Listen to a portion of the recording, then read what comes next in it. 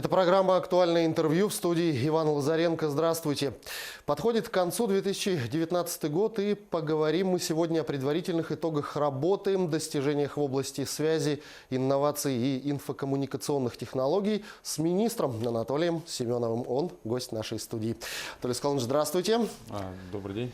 Ну, не секрет, что связь и инфокоммуникационные технологии в последнее время – это самые быстро развивающиеся отрасли.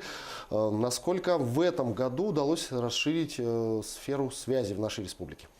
Спасибо за вопрос. Действительно, этот 2019 год ознаменовался началом реализации национального проекта «Цифровая экономика». У нас действительно в части развития информационной инфраструктуры есть большие заделы. Начата реализация национального проекта в части подключения социально значимых объектов. На эту программу выделено 1,5 миллиарда рублей из федерального бюджета. В этом году уже подключено и сдано 318 объектов. Это школы, больницы, ФАПы. И в целом за 3 года мы должны подключить 1221 объект. Это примерно около 2000 километров ВОЛС и в целом большое строительство инфраструктуры. Второе, конечно, это начало реализации проекта подключения федеральных автомобильных дорог. Мы попали в эту программу. Буквально в первом квартале 2020 года будет объявлен конкурс на реализацию. Там примерно 280 базовых станций будет построено, и общий объем финансирования примерно тоже составляет где-то 3,5 миллиарда рублей из федерального бюджета. И у нас автодорога Колыма, Вилю и Лена покроется в течение 3 лет сотовой связью. Тоже такой большой задел. Это работу в этом году по, скажем так, по реализации их проекта, чтобы это попало в программу. Мы вот эту работу вели целый год.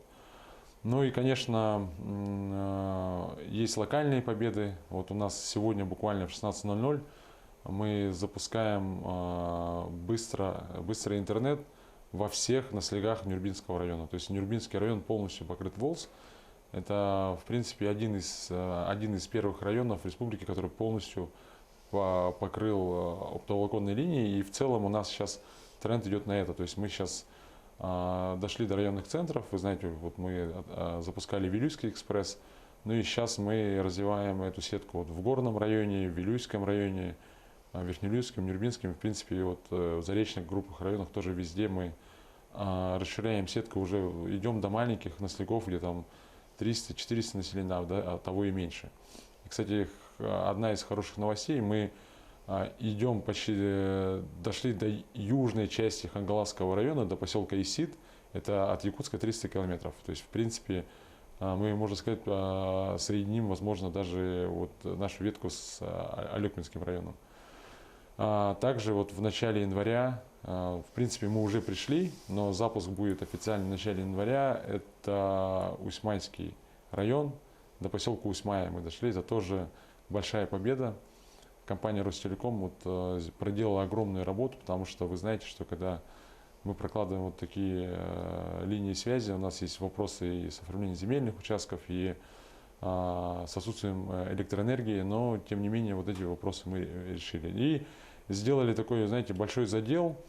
Вы знаете, что мы в этом году подписали тоже соглашение с Ростелекомом. Мы пойдем до Оленька, да, через Верхнюю Муну и, возможно, дальшим продолжением до Анабарского района. То есть это тоже такие заделы. То есть мы всегда говорим о том, что надо развивать Арктику. И вот мы говорим о том, что арктические районы тоже будут задействованы уже не только на спутнике, но и на ВОЛС.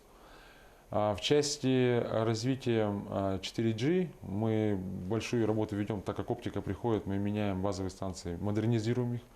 Вот Билайн в этом году вложил в своих инвестиций 300 миллионов рублей, и почти 280 базовых станций поменены, это почти там 200 населенных пунктов. Мы тоже вот с коллегами ездили в Намский район, запускали. Это на самом деле очень удобно, потому что проникновение смартфонов среди населения Якутии самое высокое, выше, чем порядка 85%. Да, это очень удобно. То есть, да, и это, соответственно, влечет за собой что возможность пользования нашими госуслугами. Этот сектор тоже растет. У нас 92% населения вот старше 14 лет тоже пользуются госуслугами, это высокий показатель.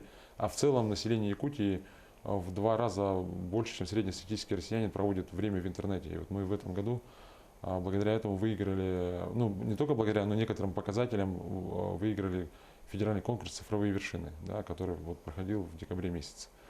Ну и, конечно же, большой такой для нас был вызов. Мы перешли с аналогового на цифровое вещание. И вот телеканал Якутия-24 вышел 29 ноября на ОТР в первом мультиплексе. То есть в целом мы тоже, вот комиссия, которая принимала, было хорошо отмечено. И Константин Юрьевич Носков даже это в докладе Дмитрию Анатольевичу Медведеву сказал, что Якутия одна из лучших регионов, которые очень, имея сложные данные, большие расстояния, сделал это безболезненно и быстро. Ну и последняя наша победа. Я буквально пару дней назад мы завершили приемку внедрения кнопки 112. Вы знаете, что это указом президента Российской Федерации мы внедряем это в республике.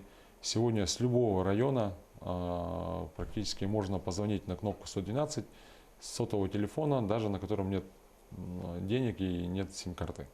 И мы работу эту огромную провели, потому что мы соединились вместе с МВД, вместе со скорой помощью, вместе со службами спасения и ДДС. То есть теперь мы с любого муниципалитета, не только из Житая и из Якутска, можно позвонить на кнопку 112. И, кстати, был случай в Нюрбинском районе, когда уже воспользовавшись этой кнопкой, были спасены люди. Поэтому это тоже огромная работа была проведена нами, подведомственным учреждением РЦИТ и Ростелекомом, ТЦТР, и вообще участвовали в этой программе все, в том числе и муниципалитеты, за что им большая благодарность. То есть в этом году вот такие результаты. Ну, безусловно, это очень важная и нужная работа. Но если говорить о проникновении интернета в отдаленные населенные пункты, то могут ли, и если могут, то как муниципальные власти способствовать, скажем так, продвижению и развитию сети и проводной, и 4G?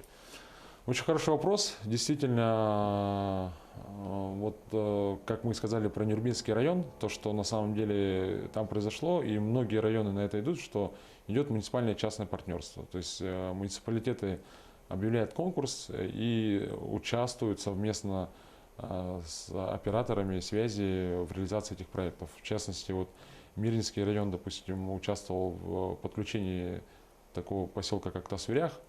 До этого участвовал Хангаласский улус, Вилюйский улус, и многие вот Оленёкский улус. Они участвуют. На самом деле это касается вопроса не только денег. Это касается вопроса выделения как раз земельных участков для прокладки кабеля, в том числе и арендные ставки платежей. Потому что мы вот когда семинар был с органами муниципальной власти, мы вот в Якутске собирались с главами, я как раз выступал перед ними, говорил о том, что сравнивал цены арендных платежей за земельные участки, которые выставляют они свидетельством. Поэтому они разные, и муниципалитеты сами решают. И я говорю, вот это наглядно показывает, насколько какой муниципалитет как готов оказывать содействие. Да? И вот и есть районы, их можно отмечать, я несколько раз говорил, какие районы оказывают содействие, и там действительно связь очень быстро развивается. Поэтому, конечно, от муниципалитетов очень многое зависит.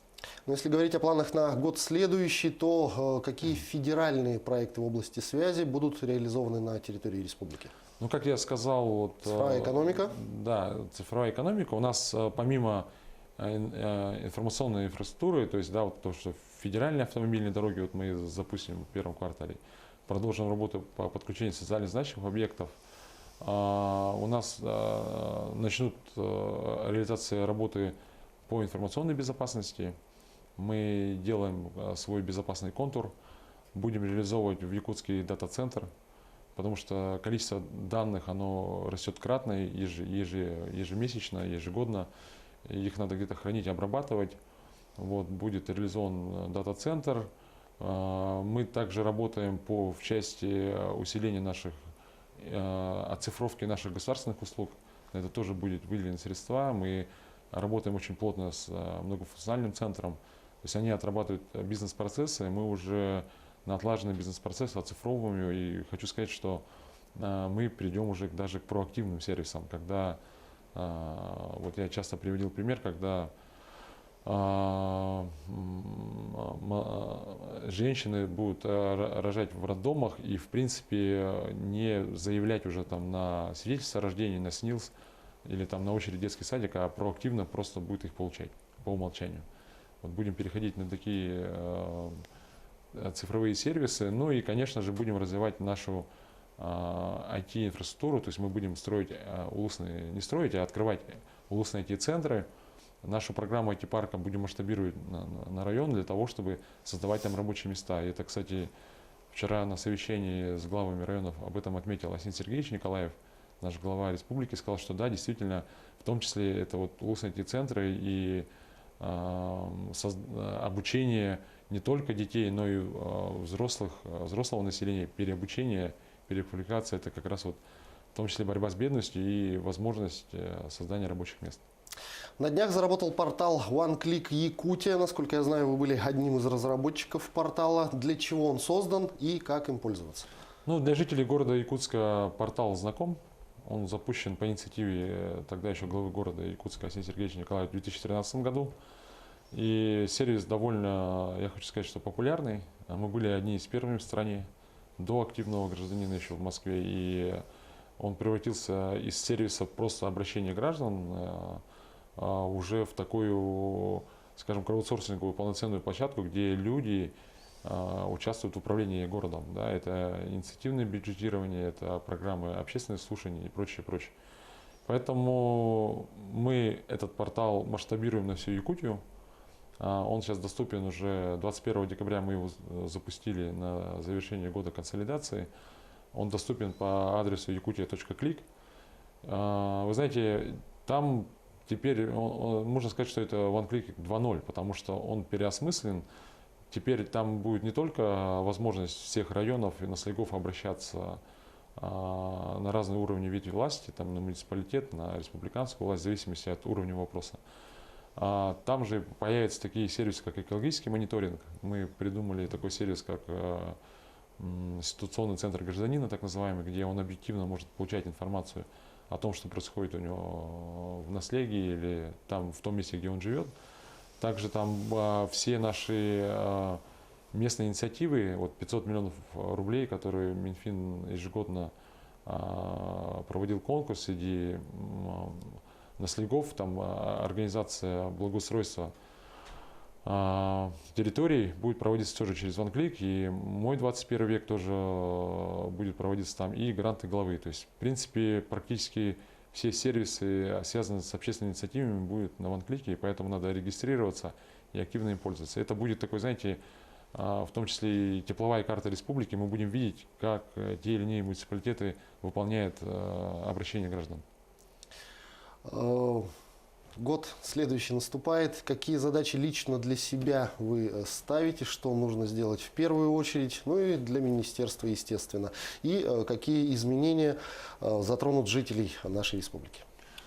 Ну, вы знаете, конечно, мы ждем в первую очередь изменений федерального закона о том, что сейчас уже во втором чтении рассматривается законопроект о том, что регионам дадут возможность, там, изменения, в том числе и бюджетного кодекса, дадут возможность финансировать связь напрямую. Поэтому, если законопроект будет принят в следующем году, мы уже разговаривали и с депутатами ЛТМН, и с правительством республики о том, что наконец-то вот мы разработали новую госпрограмму инновационного цифрового развития согласно указу 149-го. Она принята буквально 6 декабря. И мы очень надеемся, что мы сможем напрямую участвовать в реализации развития связи. Потому что вы же понимаете, что в принципе мы 82% населения подключили на ВОЛС. Это по сути крупные районные центры. Остаются маленькие населения и север. Туда не очень выгодно идти, не всегда выгодно идти телеком-компаниям. И, конечно же, как показывает опыт, там, допустим, того же Южно-Сахалинска или других отдаленных регионов, надо участвовать в этом процессе. Там, это возможно субсидирование или участие в стройках, или возможно участие даже в субсидировании тарифов. И вот мы как раз хотим усилить работу вот в этом направлении. Второе, конечно, как я сказал, мы больше сейчас уже будем уделять внимание вот, районным центрам, да, и в районах открывать эти центры. Для нас это большой вызов, большой челлендж, то есть потому что в первый вопрос это, конечно, кадровый вопрос. Это не только финансовый вопрос, это кадры, подготовка кадров. И мы сейчас будем перезагружать и колледж связи, будем вместе с Министерством образования распространять сетку дополнительного образования таких проектов, как IT-школа Ларионова. Будем плотно работать с университетом, потому что на самом деле на рынке сегодня вот это ощущается нехватка кадров, и я считаю, что это вопрос номер один для нас. Анатолий Аскалонович, я благодарю вас за беседу. Спасибо, что нашли время и ответили на наши вопросы. Желаю вам успехов в вашем труде. Спасибо. Спасибо. Спасибо. Это была программа «Актуальное интервью». До встречи в эфире.